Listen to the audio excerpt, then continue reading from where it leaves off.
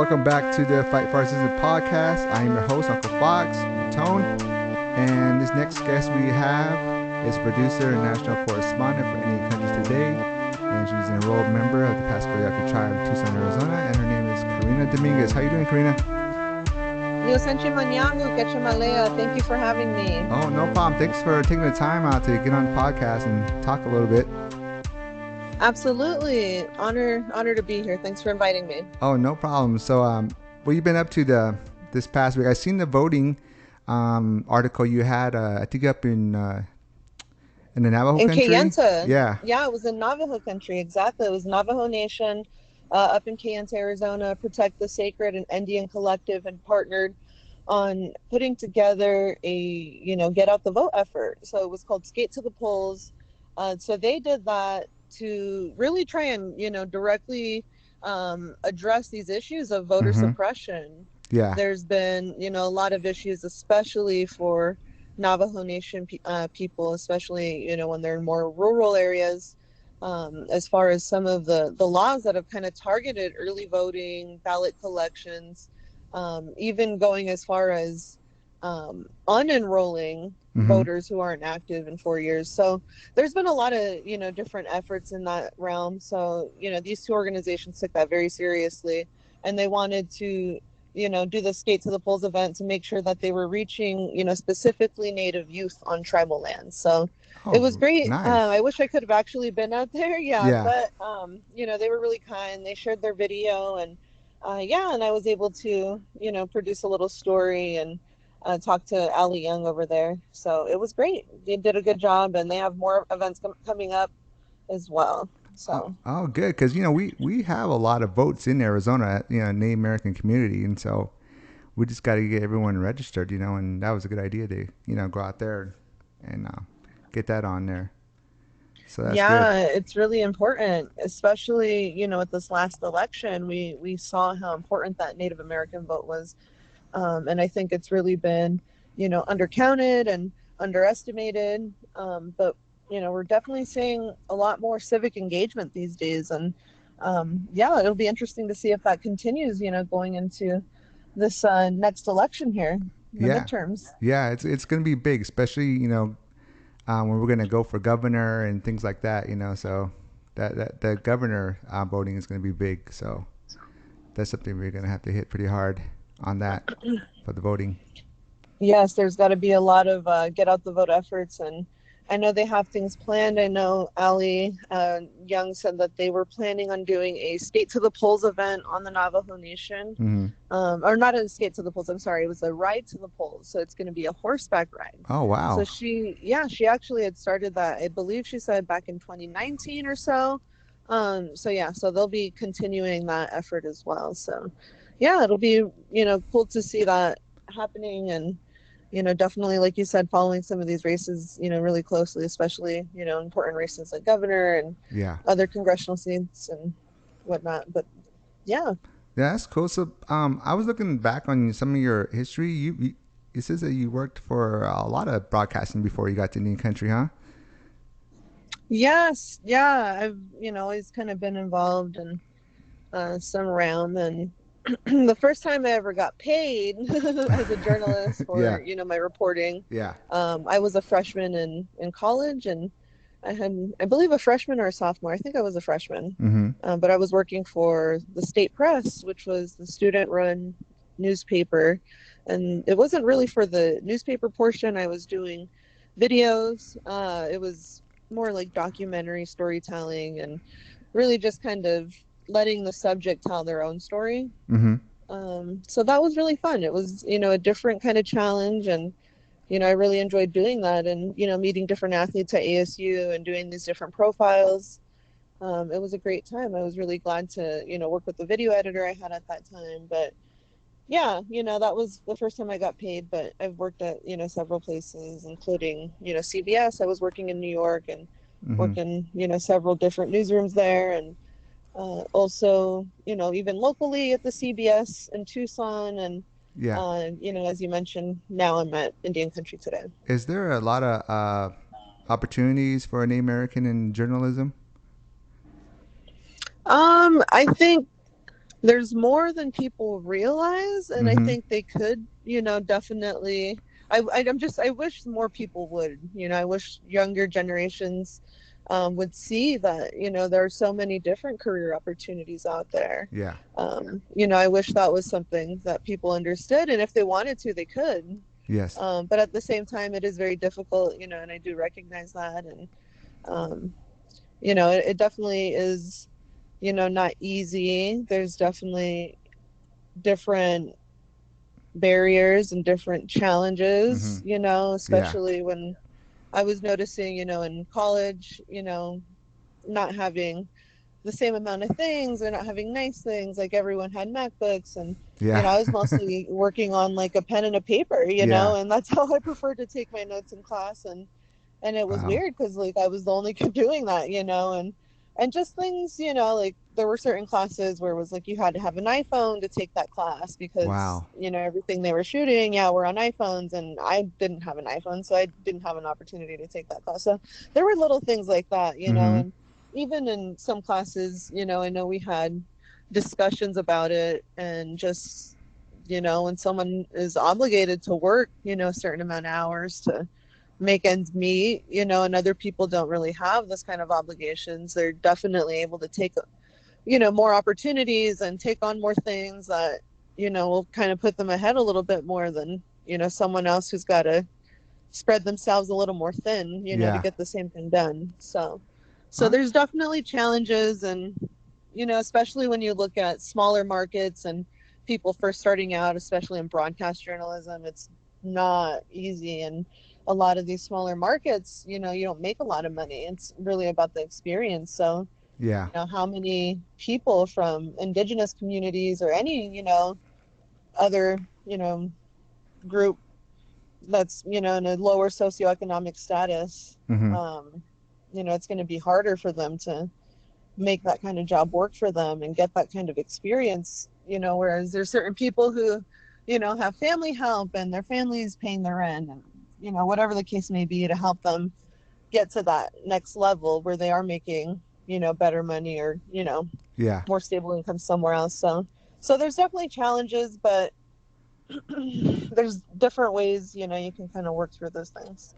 Yeah, and it seems like for you, like if you were to do like a journal, like a story on any kind of Native American issue, it's kind of like it turns out to be a political issue, doesn't it? Like, I mean, like, nah, a lot of people are interested in some of the issues. I mean, like on Channel 3 TV or any other, I don't see too many Native American, you know, stories come up only once in a great while, but it seems like, we need to be heard out there a lot. So, like with you and Indian Yeah, country out definitely. there.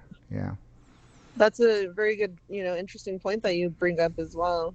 Mm-hmm. A lot of times, I even felt like, in more mainstream media organizations that I was being almost called biased, Yeah. just for being who I am. Mm-hmm. Who I am is very different than a lot of these people who are running these organizations. So, in my, opinion, from the way I see it, they're biased as well. So I Yeah. think everyone's got their own idea of, what bias is, and especially when it comes to tribes, because there is the whole tribal sovereignty, Yeah. portion of it that is such a big part. Like, yeah, we're, definitely different culturally, and, we have our distinct, traditions and values, but, even more than that, we do have political standing that's on par with Mm-hmm. municipal, governments, local governments, state governments, federal governments. Like,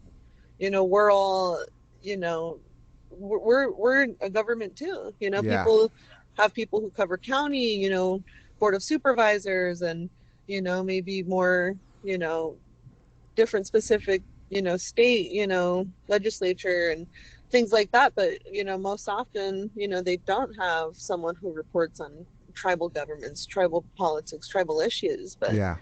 slowly we're seeing that change. I know the Arizona Republic, they have Deb Kroll over there, and they have, an indigenous affairs type desk over there. And there are Mm-hmm. a few other organizations. There's this one, High Country News, where they've, been doing this indigenous affairs desk there for a while, for a few years now. So there's a little more attention to it now.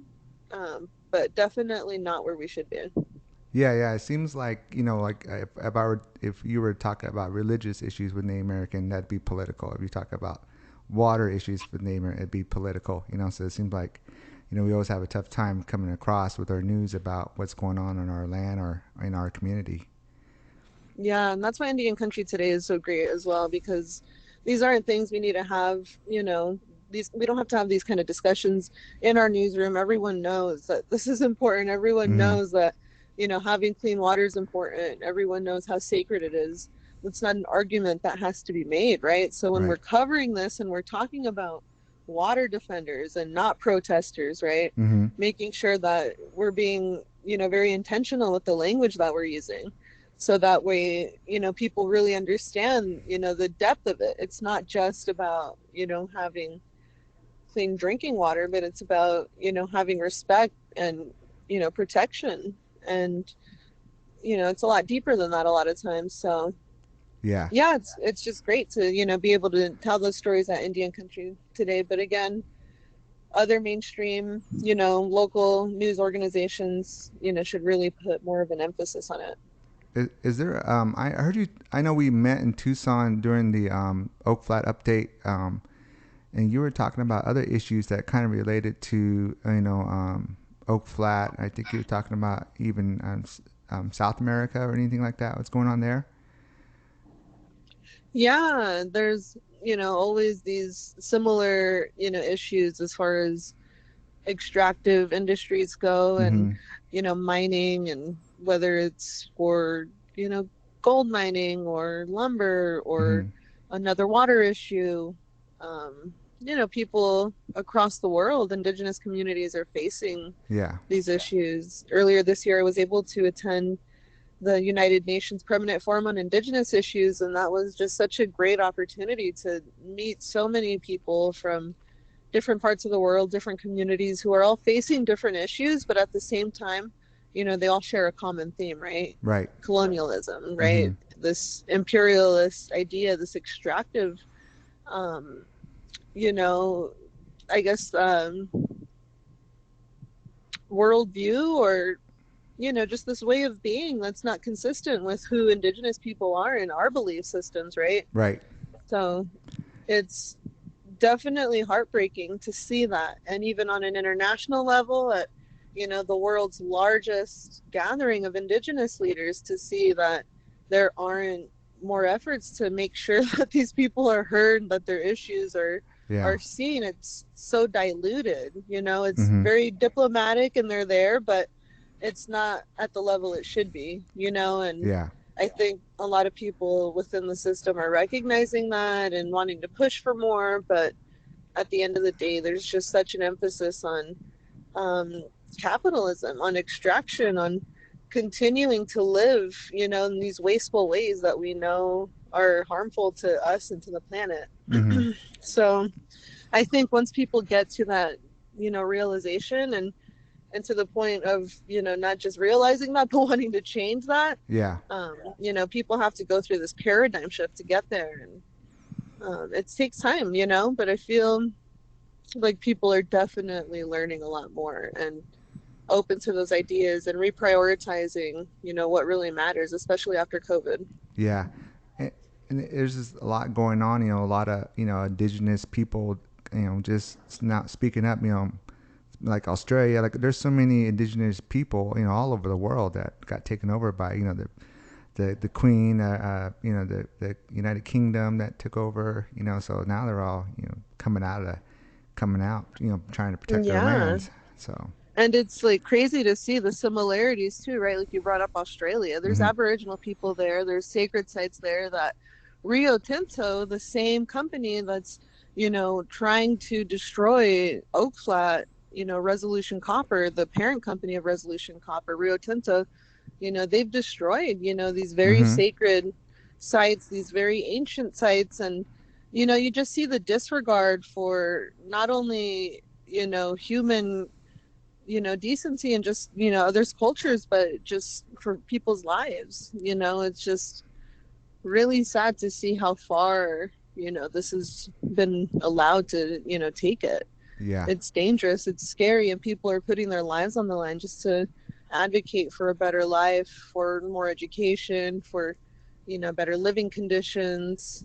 Um, and, a lot of activists and attorneys and whatnot from across the world, they're being murdered or, put in prison. And it's a story that's, being told too often now. Um, and, numbers are increasing when you're looking at different organizations and different, data sets that they've come up with. It is very alarming. So, Yeah. Yeah, yeah, it's important to talk about. There's a lot of, like I was talking in the last episode, there's a lot of issues like when we talk about land acknowledgement or land, we want land back. It's not to, prosper on that land. It's just to take the land and protect it from, mining and just environmental issues. So I think, a lot of times when, non-natives hear that we want the land back, it's like we want to live on it. We don't. We just want to protect those lands. So that's a lot of issues that we have there too. Yeah, definitely. And that, reminds me of the episode of Res Docs when it starts with the white Mm-hmm. couple in the car driving down the street, like, land back. Like, what do you think they mean? All of it? And I think a lot of people, they're very concerned to think about that. Yeah. But I think if people reframe the way they thought about it and, and how important it is to, prioritize, the planet and where we are and how severe the situation is, and take it seriously.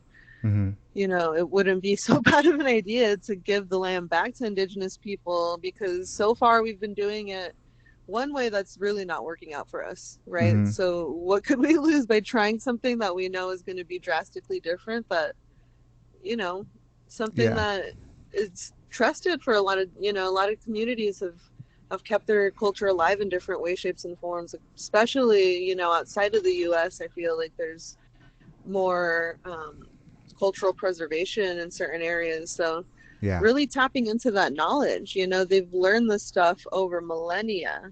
Mm-hmm. So we have to trust it, we have to respect it and not destroy it, and erase it. Because a lot of times people like to think of, the genocide and all the erasure of culture and assimilation was, something that happened back then, something that happened during the boarding school era. But that's actively happening right now. These attacks are on our communities right now in all these different ways, shapes, or form, whether it's the incarceration or adoption, these DCSs across different states, or custody cases, whatever Mm-hmm. the case may be, the legal system is still murdering Indigenous people through the Mm-hmm. lack of protections and laws with VAWA, with different things. You know what I mean? Yeah. These things are still happening. Their attack on children, which is an attack on tribal sovereignty, attacks on families, family separations, forced assimilation.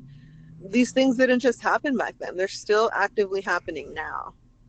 Yes, true. And it's and most of the time, especially like with water and all this thing, is it's money. Like whoever's getting paid. Like I know. I think I've seen it in one of your tweets before because we follow each other. Like on the news, they were talking about Saudi Arabia, their water company Saudi was, Arabia, yeah, yes. they I'm got a so glad field. you brought that up. They got a field, and they leased water, and like the residents are really upset about them taking the water from underground. But no one's upset about how much water is going to be taken out of this mining, in Oak Flat. So it's like, yeah. Exactly. It's like they're looking for a scapegoat, and it's so easy to look at a foreign nation and be Mm-hmm. like, that's the problem. That's Yeah. the enemy. They always want to fearmonger, and America's very xenophobic. They're Mm-hmm. very afraid of foreigners and so quick to grab onto whatever foreign enemy may be, Yeah. and it's just so crazy to see how people operate like that. I understand the frustration over Saudi Arabia here, but Mm-hmm. you also have to really put it into context here, right? Right. Why are they even here? The fact that they're doing what they're doing has been legal. They've been doing this for, I know, over a decade. It's Yeah. probably been multiple decades. I haven't looked that deep into it, but I remember being in college reading about this stuff happening and being appalled that they had land in Arizona, they had farmlands in Mm-hmm. California. I just didn't understand why people weren't talking about this 12 years ago, Mm-hmm. right? Right. But, all of a sudden now we're at this point of like this quote unquote crisis level with actually seeing shortages and having to constantly be coming up with these different plans to try to prop up Lake Mead. But, people weren't talking about this stuff back then, but now all of a sudden, it's convenient to bring up, Saudi Arabia and the land deals and this one that they're trying to get now. And, this is another desert, community we're talking about. Yeah. This is someone else that, another country,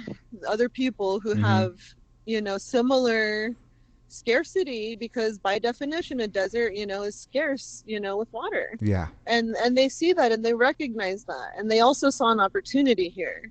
Why are people mad at them for seeing an opportunity? I think it's smart that they saw that opportunity and took it. I think if I was a Saudi Arabian person, that would be something really interesting to me. But also, I'm not going to be upset at them for doing what they needed to do for their community, what they thought they needed to do. Mm-hmm. I'm indigenous. I appreciate our water and I love our water and I don't want to export our water. Mm-hmm. Believe me, I don't. Like, that's my position on it. But because that's my position, I'm not going to get mad at Saudi Arabia for exploiting it. There's so many other people, water parks, Wolf Lodge, all these different places here exploiting our water. But, and no one's doing anything. Why are our water laws so lax? Why have these things been mismanaged for over 150 years now? From the beginning of, settlers coming out here and exploring the region. John Wesley Powell was one of the first ones.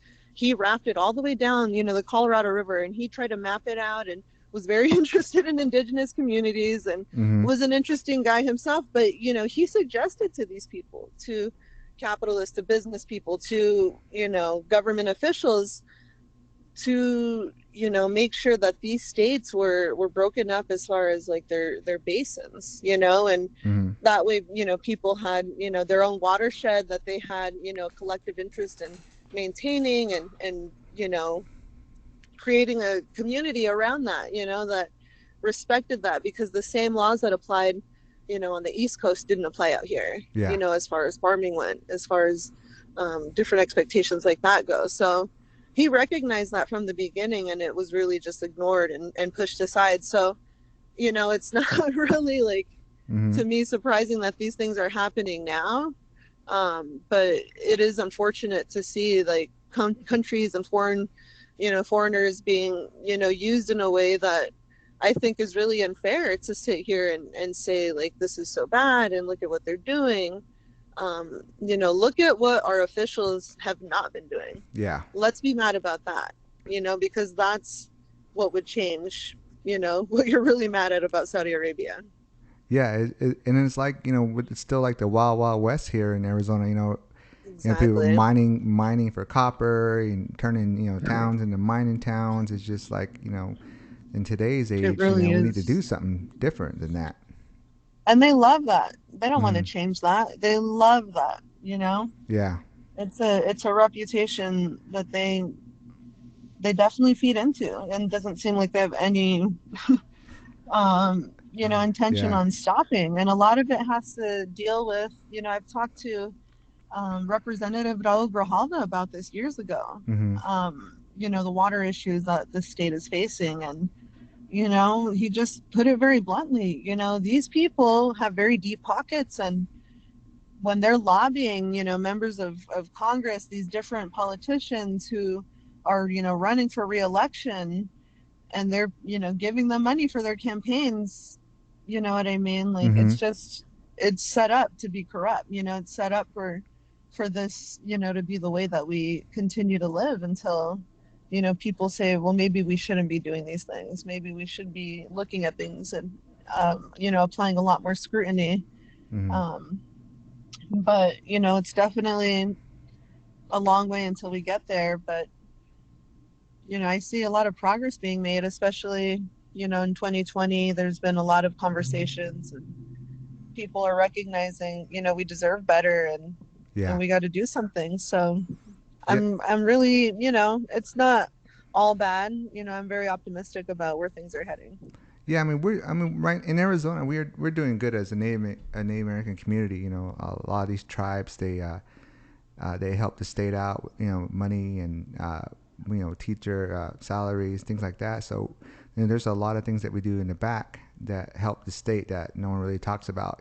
That I know that tribes give to the state also. So we're all trying to help each other. But like when you get these mining companies that come in that's foreign, that's when everything gets kind of sour. Yeah, especially when it's, this multinational conglomerate. It's not Mm-hmm. just some company. It's a company that is, really perfected this exploitation, this theft and, exploitation of the land and, the amount of human rights abuses that come along with that for all the people in the regions, Mm-hmm. Yeah. It's just very unfortunate, definitely. But Oak Flat has been, a thing that's been going on for so long, as you Mm-hmm. know, and just the fact that your uncle has led, this effort, Wensler, very inspiring. Your whole family, just very amazing to see that they're, consistently out there and, speaking truth and, Yeah. not wavering. Yeah. It's very impressive. That's the thing that we always try to bring about to everybody is, one of the issues is that Oak Flat is not on St. Carlos Reservation, which is appalling, absurd because as we had all this land out here. We had all the way out to It's Superior. ancestral land. It's Yeah. ancestral territory. There's Mm-hmm. proof of it everywhere. Yeah. And so us, fighting for something like that, the non-natives are like, why are they fighting that for? It's not on their land, So just things like that we have to deal with too. Also, when you fight for ancestral land, like you say.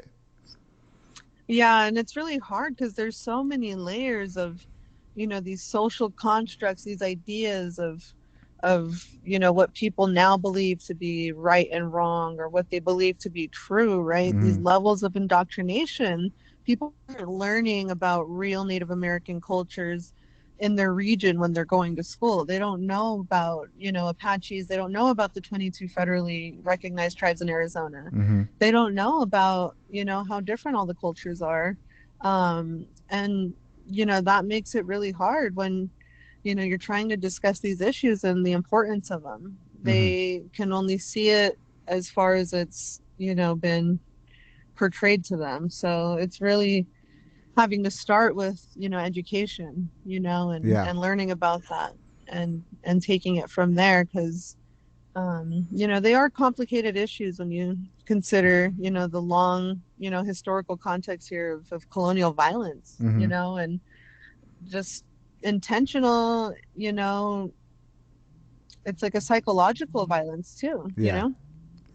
Yeah, and it's just like with the mining and what's going on today, it just seems like every time we have we're doing good in the process, and something else comes up, and our maybe another politician got paid from the from behind or under the desk, and so then we had to fight another politician, to battle Oak Flat. It just seems ongoing every time, every time we're going into court.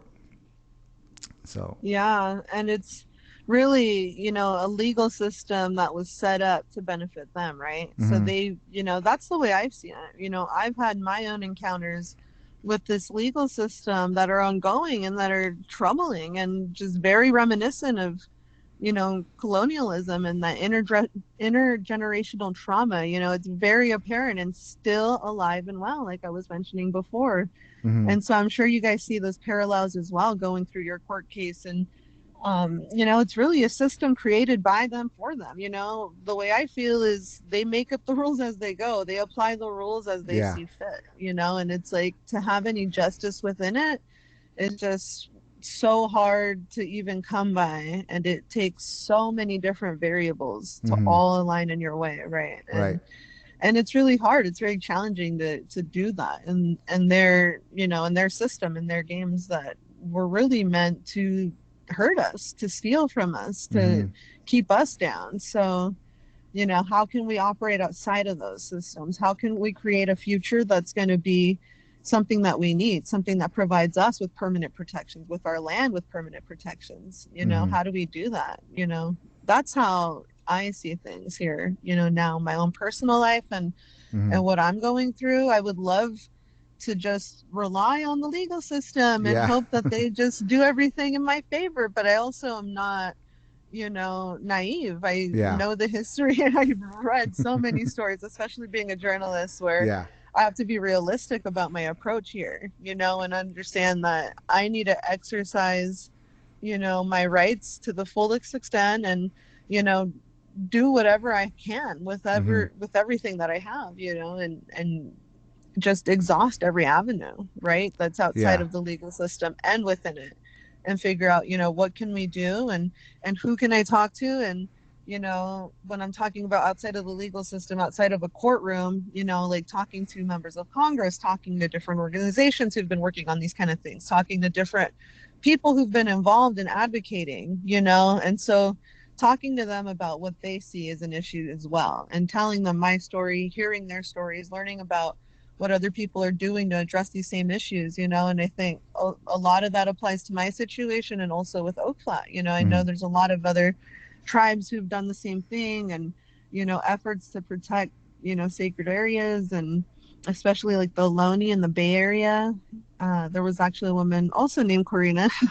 She spelled her name Ko, but she was kind of leading efforts out there to protect from developers from destroying something that was very sacred and Mm-hmm. had a long history there. And you just see this all too often, everywhere from coast, to coast, even in the East Coast on the Hamptons, Yeah. in the Southampton area, the Shinnecock Nation. They're constantly fighting the very, same issues that we're all talking about now. And even just to access a beach, not even asking for the land back, but hey, like, why are we being targeted here when this has been our ancestral territory? And, being told they're doing illegal things when, that, shouldn't be the case, especially not for them. So, Yeah. yeah, it's just interesting to see, the common threads throughout the different, cases, the different stories. Have you ever been like challenged as a journalist? When you're doing interviews or any kind of blowback at what you're doing or anything like that as a Native American journalist? Yeah, I'm actually facing a few challenges and some stories that I'm working on right now. Mm-hmm. Um, and, it's just very different than, everything I feel like I've done pretty, you know, Yeah. up until now has been pretty straightforward for the Yeah. most part. And, things take some time and things will take some digging, but I've never been really conflicted in this way. And it has to do with, people, as we have mentioned before in this conversation earlier, just people who've been, stolen from community, people Mm-hmm. who've been forcefully assimilated, people Yeah. who have identity issues, people who don't have a connection to culture. Um, and, telling stories, about people like that. Yeah. Um, I think that's important. I think that's interesting. And I'm, currently facing some issues with one story I really want to tell. And, I'm hoping that, this individual will realize the importance, of their Yeah. story and be willing to share it. But, Oh yeah. these are very sensitive topics. Identity is a very sensitive topic. So Mm-hmm. it has been challenging trying to navigate that, and how I approach that. And, if I do get a green light, how do I go about telling that story appropriately, telling it accurately, Mm-hmm. and being careful to not um, offend someone, who might have a very different experience, than my own. Yeah. So that's been a challenge. And then also just, you know, talking about other stories similar, to my own, Oh yeah. um, legal system issues, things that resonate with me. It's triggering. Yeah. It's really sad, and even things that aren't similar to my story, but a lot worse, Mm-hmm. like people who've been murdered, Yeah. homicides, gun violence, Mm-hmm. people who, have died and deaths haven't been properly investigated, and they think that, because this person was friends with the detectives, like they're not Yeah. going to be investigated and arrested, and Mm-hmm. hearing, things like this, are really really concerning to me. I feel so bad. There's a woman, Karen Capps, who's been telling me about her sister Carol, who was murdered in Montana. Mm-hmm. And um, you know, it's just very alarming, a lot of the things that she's brought up, and just trying to be careful. And you know, how do we tell these stories, and being strategic, you know, how do I reach out to Yeah. some of these agencies or departments when they're, you know, they still have a case that's open, they still have um, you know, early on in the process, you know, there were issues with, you know, the morgue and what morgue she was at and the information the sister was being told. And, you know, I didn't want to, you know, ruffle any feathers and things like that when, you know, the things are so delicate as it is. Yeah. But it's also, you know, I feel so bad for this family, and they just feel such a level of injustice, Mm-hmm. and they have nowhere to turn. They feel so helpless. Yeah. So just hearing stories like that, you know, on a consistent, you know, very regular basis is Yeah. like not not great, but it also really helps put things into perspective for me, and it makes me feel you know, very glad that Yeah. people want to share that with me, you know, and that they trust me to tell their stories for them. Yeah. So, you know, in that sense, I just definitely feel like very honored to have that kind of responsibility, but it's also, it can be, you know, pressure. It can be Yeah. a little bit of a challenge because, you know, I do want to tell some of these stories, and some of them might be a challenge and it takes a little longer to tell than others. Mm-hmm.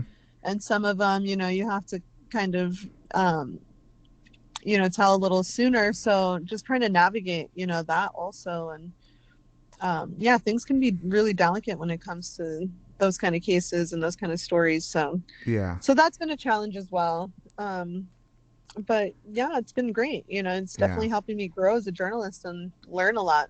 Yeah, I mean, like what you're doing as a journalist, that's a lot of work. You know, it's, you know, especially being Native American and dealing with all this issues. You know, like the MMIW, the murder of Indigenous women. You know, and the culture and religion. It just, I mean, it'd be easy for you. You were Yeah. like, you know, you were reporting on the state fair or the salsa contest, you know, and things like that. You know, but you're doing like, you know, real journalism to help your community, your people, you know, and mental health and things like that. You know, I know it's challenging. So. Yeah. Yeah, it really is. But again, like I said, like it's it's a responsibility, and I'm really I Yeah. feel really glad. Like it's, Yeah. I know it sounds so weird to say that, right? Because I'm talking about death and Yeah. crazy stuff and these crazy cases, and there's always some really wild stuff happening, to Mm-hmm. say it as nicely as I can. Yeah. And it's disheartening, you know, and to be able to tell the stories, it is challenging. Yeah. You know, especially because so much of it, as you mentioned before, it's tribal sovereignty. It's related to not just, you know, our communities and our stories, but also a lot of politics and Mm-hmm. a lot of lawsuits. There's Yeah. so many lawsuits. So many of the stories are about lawsuits. Yeah. So it is, and there's, you know, a lot of documents. There's, you know, heavy reading sometimes, but you know, it is enjoyable to be able to kind of dive into a story and to be able to learn something new. You know, I'm Yeah. always constantly learning new stuff, and I find that so valuable, you know, and more than that, just to learn about the different cultures, to talk to the different people, different tribes. Mm-hmm. You know, I just find that, you know, so inspiring and so motivational, and you know, definitely keeps me going for sure. And like I said, you know, everyone's got very different cultures, very rich cultures, but a lot of very you know, similar things, similar values, similar principles, Mm-hmm. similar ways of being and ideas of being, you know, Yeah. and ways of thinking about health, as far as physical health, mental Yeah. health, spiritual health.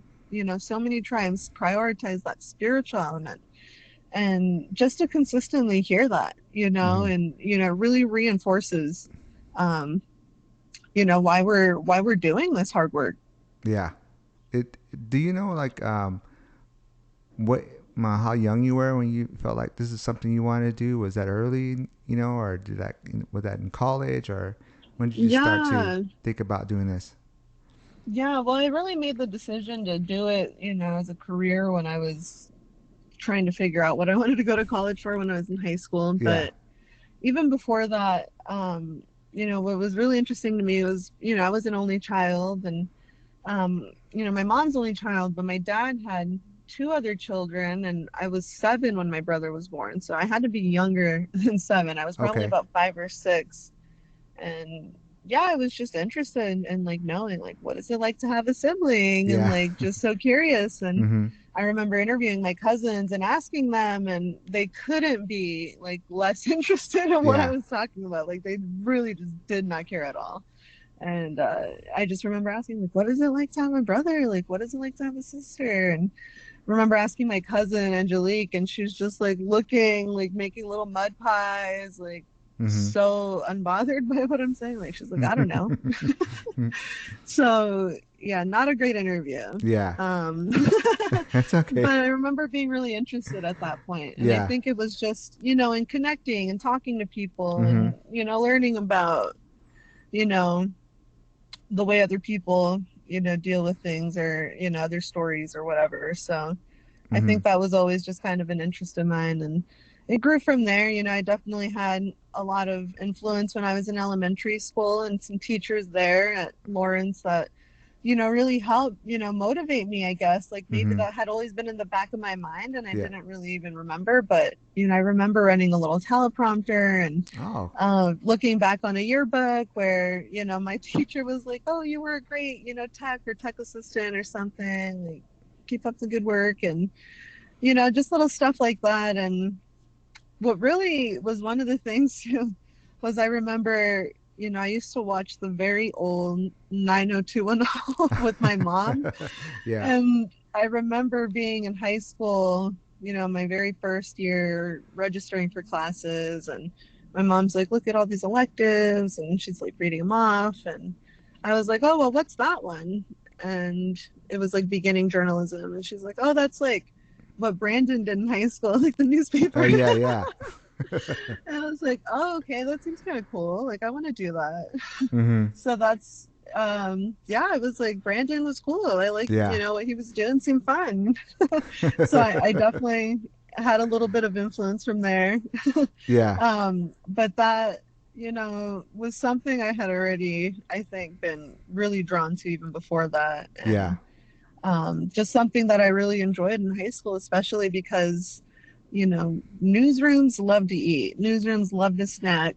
And there was plenty of snacks in that class. So I love that about it. But it was a great time. I was doing, reporting and a lot of sports reporting, and was doing a little bit of editing, and, learned how to use software like Adobe InDesign and lay out pages and stuff like that. So it was a really good time. I learned how to do a lot there. It really gave me the foundation I needed, because when I got to college, I was like, I already know all of this. I was like, I'm not learning anything new. But when I started handling cameras, all of that was new, and that was really good and beneficial. But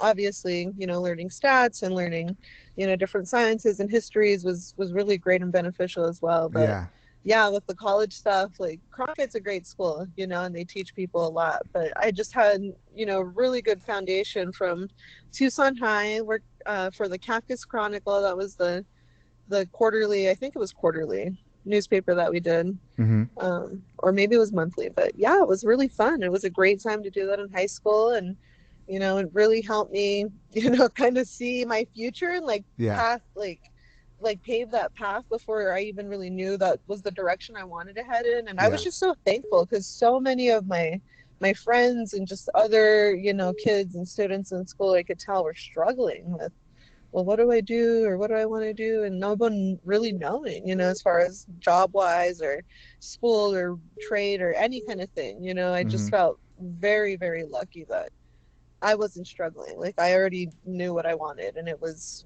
already kind of like something I was, set my heart on, and was good and didn't have to struggle with and contemplate with. So I feel really lucky in that regard. Do you remember like maybe your first when you dove into some Native American issues? Like what was your first story or anything like that?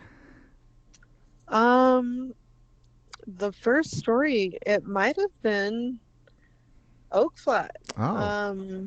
It might have, yeah, because, in school, in high school, it was, really just sports. And then even in college, I was Mm-hmm. doing all sports up until my very last year of college in 2015. Um, I was working in the Cronkite newsroom. I was working for the Reynolds Business Bureau. It was brand new. It had just, been established, and um, it was a great, opportunity. And so, we were reporting on different business stories, Mm-hmm. and I had been asked to go cover like a tourism. It was like a Native American like tourism promotion type thing in Scottsdale. But that's when I met some people who were from San Carlos, and they said, you really need to know about this. Yeah. Really need to go out there and report on this issue.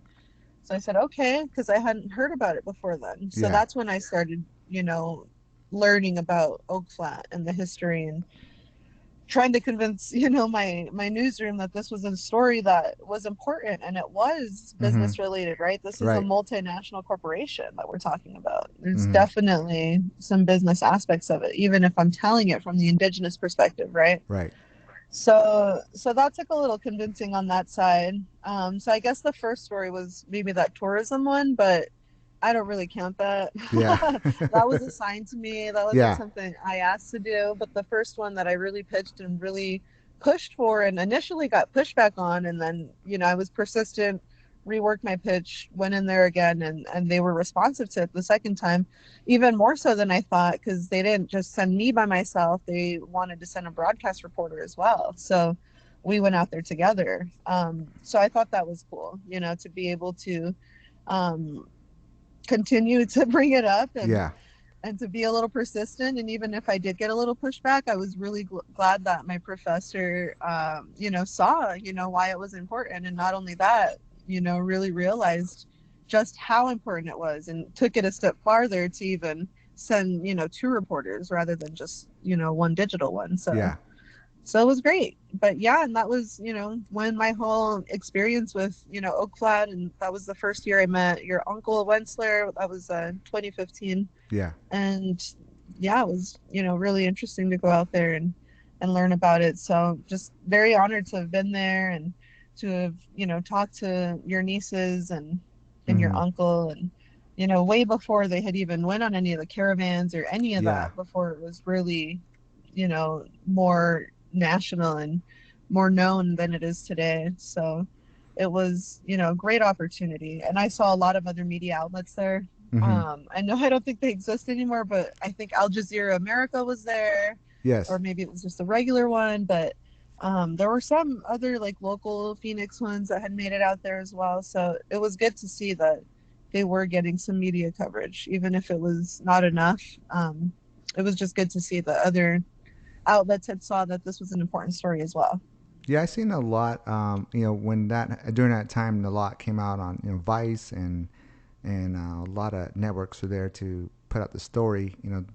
Like I said, the only time I ever heard it on local news is when Oak Flat got vandalized a couple times, and that's the time I heard it. You would see Oak Flat on there, but other than that, it was more CBS or Vice. They came out, so it definitely got a lot more attention later on. As the fight continued, but we're still going on. But they're also because like Mm-hmm. um, so they're actually the stronghold's actually out there Tuesday. I guess they could reconsider the Oak Flat appeal. So hopefully that goes well and see because they took a caravan out there and Yes, I saw yeah. that. That's amazing. That's great. So Yeah, hopefully. always trying to send, positive energy out to them, and, all the other indigenous communities who are fighting for their ancestral land, their ancestral territories, Mm-hmm. especially their ancestors and remains, and, sacred items, whatever the Yeah. case may be. There's a lot of unity, and we could all benefit by, communicating with each other more. Yes. Definitely, and then there's a lot of other things like like mental health for Native Americans, and a lot of things that goes Hmm. on in our communities that we're dealing with right now. Like I always say, we're always trying, we're surviving every day, like we're still here. Even though all these laws and everything that goes through, we're still here. We're still fighting. We're still fighting for non-natives, for their water and their water rights and land. Mm-hmm. So we're always protecting the environment every day. Seems like yeah. Absolutely. Just, like the name of the podcast, Fight for Existence. Yeah.